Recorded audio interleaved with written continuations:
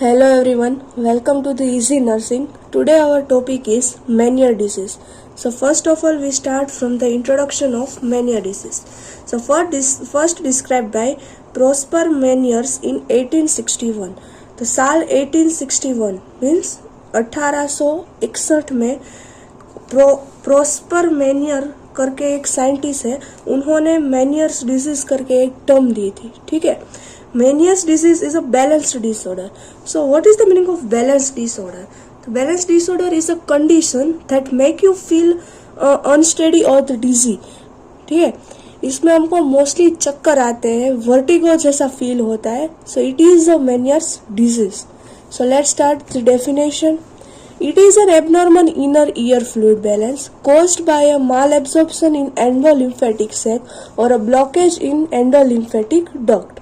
तो ये क्या होता है कि हमारे ईयर के अंदर एंडोलिफ करके एक फ्लूइड होता है प्रेजेंट, जो हमारे हियरिंग में हेल्प करता है. क्लियर फ्लूइड होता है, तो उसका कुछ ज्यादा ही प्रमाण में कलेक्शन हो गया होगा एंडोलिम्फेटिक डक्ट के अंदर, जिनकी वजह से ब्लॉकेज हो गई होगी हमारी एंडोलिम्फेटिक ड्रग. सो इसको हम क्या बोलते हैं? मेनियर्स डिजीज. ठीक है. It is also called endolymphatic hydrops. उसे हम एंडोलिम्फेटिक हाइड्रोप्स से भी जानते हैं. It occur bilaterally in about 20% of patient. एक डिजीज कंडीशन हमें 20% ही देखने को मिलती है. बायलैटरल मीन्स मेल में भी देखने को मिलती है और फीमेल में भी देखने को मिलती है, but only 20%. Okay. So next, etiology और the causes of Meniere's disease. So first cause is unknown. जो है मेनियर्स डिजीज है, इसका कोई कॉज है अभी तक पता ही नहीं चला. इडियोपैथी है. ठीक है. किनकी वजह से एग्जैक्टली होता है वो हमको पता ही नहीं है. एडल्ट्स के अंदर कॉमन होता है और मोस्टली 40 to 60 की एज जो होती है, 40 to 60 ईयर्स की एज, उसके बीच होता है. Equally in men and women, as I say before. 50% of patient have positive family history. ठीक है. क्या होता है कि ये फैमिली हिस्ट्री मीन्स हमारे फैमिली में होता है तो वहां से भी हमें मिलता है. ठीक है. हेरिडिटरी भी हम उसे कह सकते हैं. देन हाइपर सिक्रेशन और hypo absorption of the endolymph और बोथ. ठीक है. मैंने अभी आपको बोला कि एंडोलिम्फ का है जो हाइपर सिक्रेशन होता है, कि जिनकी वजह से फ्लूइड का कलेक्शन बहुत ज्यादा प्रमाण में हो जाता है, तो इनकी वजह से भी मेनियर्स डिसीज हो सकता है.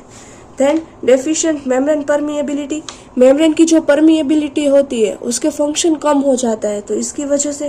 देन एलर्जी, कुछ भी एलर्जी की वजह से. And viral and bacterial infection की वजह से. Then hormonal imbalance. ठीक है. हमारी बॉडी में अगर हार्मोन इम्बैलेंस होते हैं then also it will cause the Meniere disease. फिर मेंटल स्ट्रेस. स्ट्रेस तो मोस्टली सब में आएगा, ये मोस्ट कॉमन कॉज है सब चीज का. स्ट्रेस की वजह से हमें काफी सारी डिजीज कंडीशन हो सकती है. ठीक है. So next is clinical features. ये क्लिनिकल फीचर्स क्या है? ये जो है वो 3 मेन साइन है. ठीक है. 3 main sign of Meniere's disease क्या है? फर्स्ट, वर्टिगो मीन्स चक्कर आएंगे. Tinnitus means ringing sensation in the ear and the hearing loss. Hearing loss क्यों होता है? क्योंकि एंडोलिम्फ जो फ्लूइड है उसका कलेक्शन हमारे ईयर के अंदर ज्यादा हो गया है, इसकी वजह से हमको हियरिंग लॉस होता है. So this will be a main 3 clinical manifestation भी हम इसे कह सकते हैं और क्लिनिकल फीचर्स भी कह सकते हैं. ये 3 चीज है जो हमको ज्यादा देखने को मिलती है मेनियर्स डिजीज में. So next will be a clinical manifestation. तो मेनली तो हमको 3 पता ही है, vertigo, hearing loss, tinnitus. The next, fluctuating progressive sensorineural hearing loss. इसका मीनिंग क्या होता है कि ऐसे कंटिन्यू और परमानेंट हियरिंग लॉस नहीं होता है, काफी बार सुनाई देता है और काफी बार सुनाई नहीं देता है. ठीक है.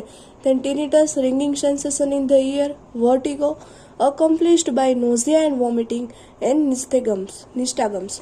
तो इसका मीनिंग क्या होता है कि कई बार इसके अंदर हमें नोजिया और वोमिटिंग वर्टिगो के साथ दिखाई देती है.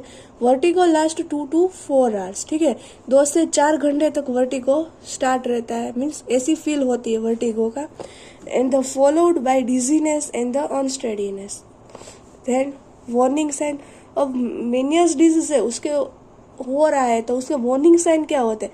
एज वी नो कैंसर के भी वार्निंग साइंस है, सो इसके भी ऐसे कोई वार्निंग साइन है, like headache, feeling of pressure और fullness in the ear, headache होना स्टार्ट हो जाता है, ईयर के अंदर फुलनेस होने लगती है, प्रेशर होने लगता है, क्योंकि फ्लूइड का कलेक्शन ज़्यादा हो गया है, तो फ्लूइड का अमाउंट ईयर के अंदर ज़्यादा है, तो इसकी वजह से क्या होगा कि फुलनेस और प्रेशर का फील होगा, ठीक है। आफ्टर दैट बिहेवियर चेंज, वो भी ऐसे कि पर्सन पेन में होता है, कुछ सुना ही नहीं देता है, तो बिहेवियर चेंज भी हो सकते हैं, लाइक इरिटेबिलिटी, डिप्रेशन और withdrawal. Okay, the next is diagnostic evaluation. So what we'll do in diagnostic evaluation, first we have to collect the history of patient, ठीक है। हम हिस्ट्री कलेक्ट करेंगे, आगे हमने देखा कि हेरिडिटरी भी हो सकता है, अगर फैमिली में किसी को हुआ होगा तो वो पेशेंट को आ सकता है, ठीक है। तो पहले हम हिस्ट्री कलेक्ट करेंगे, देन हम फिजिकल एग्जामिनेशन करेंगे, ऑटोस्कोप की हेल्प से हम ईयर का एग्जामिनेशन करेंगे, देन ऑडियोग्राम, हियरिंग कैपेसिटी कितनी है पेशेंट की वो देखने के लिए हम ऑडियोग्राम करेंगे, देन सिटी स्कैन और एमआरआई करेंगे, electronystagmography to elevate the oculomotor and vestibular system to differentiate cause of vertigo, tinnitus and the hearing loss of unknown origin. इसका मीनिंग क्या है, हम क्यों वो करेंगे, क्योंकि हम वर्टिगो है, टिनिटस है, हियरिंग लॉस है, तो ये सब साइन एंड सिम्टम्स है, तो इसको किस वजह से वो देखने के लिए हमें डायग्नोस्टिक इवैल्यूएशन करेंगे, ठीक है। Next will be a management. So first of all medical management में फार्मेकोलॉजिकल मैनेजमेंट, तो first we provide anti histamine, उसका एग्जांपल है meclizine, then second tranquilizer, example है diazepam, then anti emetics, example promethazine, और anti emetics का other जो common example है वो ondansetron, which are use for prevent the vomiting, ठीक है। Then we have to provide diuretics, example है triamterene, और इसके अलावा लेजिक्स, फ्लूरेसेमाइड, सबने नाम सुना होगा, मोस्ट कॉमन डायूरेटिक ड्रग है। देन वाजोडाइलेटर, इसका एग्जांपल है papaverine hydrochloride, okay. Then next, avoid aspirin and aspirin containing medications, aspirin में increase tinnitus and the dizziness, aspirin हम इसमें नहीं दे सकते, और एस्पिरिन कंटेंट कुछ भी कोई भी मेडिसिन हो तो हम उसको प्रोवाइड नहीं कर सकते, क्योंकि एस्पिरिन जो है वो टिनिटस और डिजीनेस को इंक्रीज कर देगा, तो इसकी वजह से पेशेंट को ज्यादा प्रॉब्लम होगी। So we have to avoid the aspirin and the aspirin content medication if not responding to drugs, okay.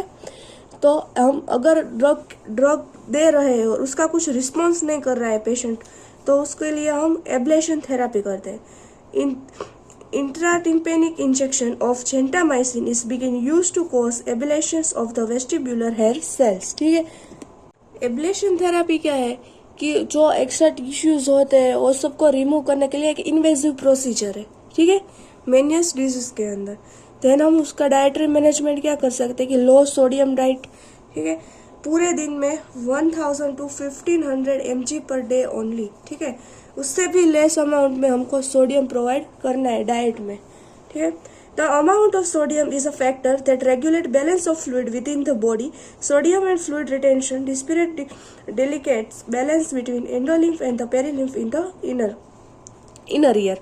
So sodium जो है वो क्या है, हमारे बॉडी के अंदर फ्लूइड का बैलेंस रखता है, ठीक है, फ्लूइड बैलेंस करता है।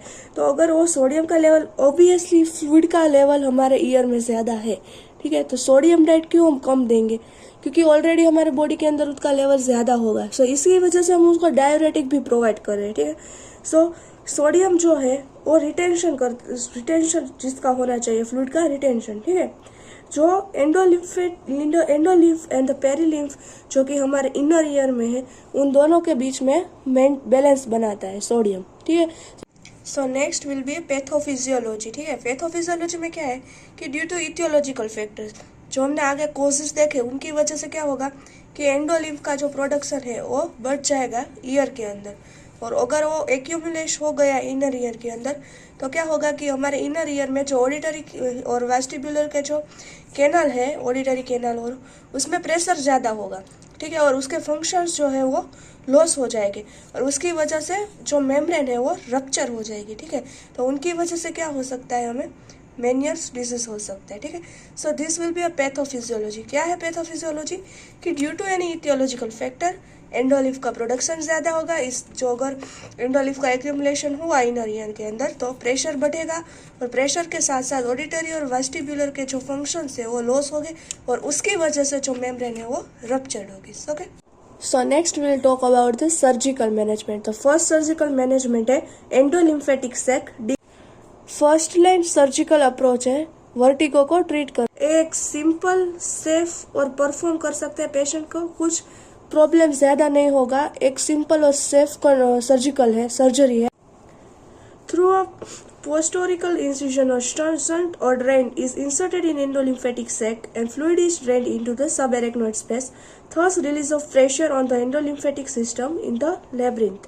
ठीक है, इसमें क्या होगा कि जो हमारी एंडोलिम्फेटिक सैक है उसमें स्मॉल इंसिजन मुकेंगे कि जहाँ पर फ्लूइड कलेक्शन हुआ है वो फ्लूइड को ड्रेनेज कर लेंगे कि जिनकी वजह से प्रेशर है वो रिलीव होगा, और अगर वो प्रेशर रिलीव हो जाएगा तो वर्टिगो रिलीव होगा, डिजीनेस रिलीव होगा, और मेनियर्स डिजीज के जो भी साइन एंड सिम्टम्स है वो रिवील हो गए। ठीक है, ये फर्स्ट लाइन सर्जिकल मैनेजमेंट है मेनियर्स डिजीज के लिए। ठीक है, and the next is vestibular nerve sectioning performed by a translabyrinthine approach or in a manner that can converse hearing depending on the degree of hearing loss. Cutting the nerve prevents the brain from receiving input from the semicircular canals. तो vestibular nerve suctioning क्या है? एक surgical process है जिसके अंदर जो vestibular का part होता है जो कि क्रेनियल नर्व है उसको कट कर दिया जाता है वर्टिगो जो सिम्टम्स है उनको रिलीव करने के लिए। ठीक है, The next is nursing management. First, assess severity and the frequency of the attacks any associated with ear symptoms. ठीक है, acute vertigo provide bed rest, sedation and antiemetics। मतलब शॉर्ट टर्म के लिए वर्टिगो है तो उनको हम बेड रेस्ट प्रोवाइड करेंगे, देन सेडेशन है वो प्रोवाइड करेंगे, एंड द एंटीमेटिक्स ड्रग उसका एग्जांपल मैंने आगे बोला कि ओंडासेट्रोन है वो प्रोवाइड करेंगे। ओंडासेट्रोन और एंटीएमेटिक मोस्टली हम वोमिटिंग को कंट्रोल करने के लिए भी प्रोवाइड करते हैं। Then encourage patient to lie down during attack in a safe place. ठीक है, हम पेशेंट को एनकरेज करेंगे कि वो सो जाए एक सेफ प्लेस पे। ठीक है, जब उसको ऐसा अटैक आए, मीन्स इसमें क्या होता है कि वर्टिगो कभी भी आ सकता है, ऐसे कंटिन्यूस भी स्टार्ट नहीं रहता है, कई बार आता है, कई बार स्टॉप हो जाता है, कई बार अच्छा फील होता है, कई बार प्रेशर फील होता है। So this kind of sine and symptoms will be present in मेनियर्स disease. ठीक है, तो पेशेंट को कन्विंस करने का कि वो सो जाए अगर कभी भी ऐसा अटैक आए, कभी भी वर्टिगो स्टार्ट हो तो। Then advise patient to avoid food that cause allergy, को पेशेंट को जो भी फूड की एलर्जी होती है उसको अवॉइड करने के लिए बोलने का। In the maintain the prescribe low salt diet, as we say before कि सोडियम डाइट है वो कम देने का है, तो सोल्ट है उसमें भी क्या होता है sodium, so that's why we have to provide less amount of sodium in the diet. Thank you so much for watching the video.